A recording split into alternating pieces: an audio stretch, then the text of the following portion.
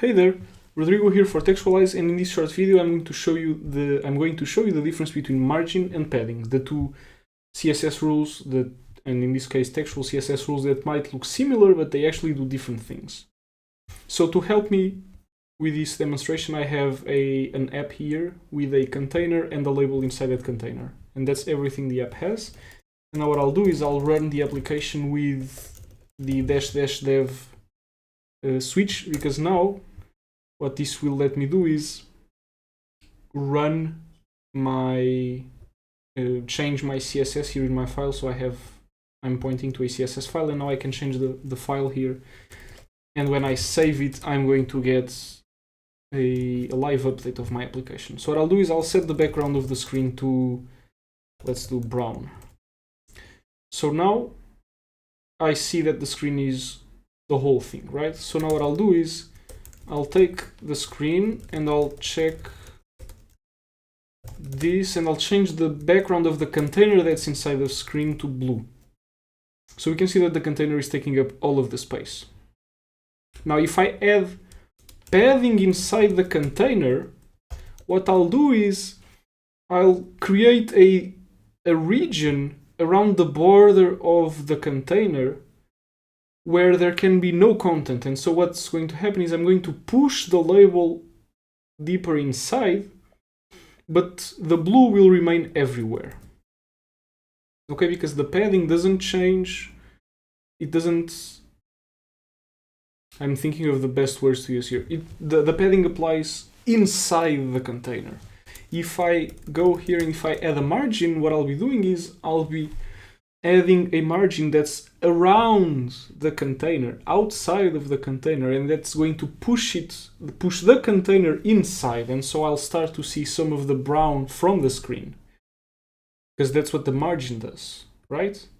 And so this works. I'm doing this in the container here, but this also applies to other widgets. So if I go ahead and if I target the label that's inside the container, that's inside the screen, let's set the background to red, and it's only the X, right? So then if I add padding, what am I doing? I'm going to create space around the content, but inside the label. So by adding padding here, I'll be forcing the label to grow, right? Because I need to have two cells of distance between the border of the label and the content of the label. And if I add margin, now it will be harder to see, but what I will be doing is I will be pushing the the label further into the container. So if I add a margin here of 4, you can see that the label was pushed further inside the container. And that's because the container has some padding, and then I'm adding the margin. Now, one thing that's important to note is that padding... I was about to say something that's superfluous. Okay, so that makes no sense. So padding and margin, this is the difference between the two, but there's one thing that you might not know about margin, and that's important to understand. So let's add 3 more labels, Y and Z. Okay, so now if I run this, it's going to be a mess. I can't even see the other labels. So what I'll do is I'll remove this. Okay, brilliant. So now I have the 3 labels there. Now I'll do the following. I'll actually add margin in the container again to push the container into the screen. And I'll also add some padding. Exactly, to push the labels inside. Now, if I add margin to the labels, I'll add 1 cell of margin.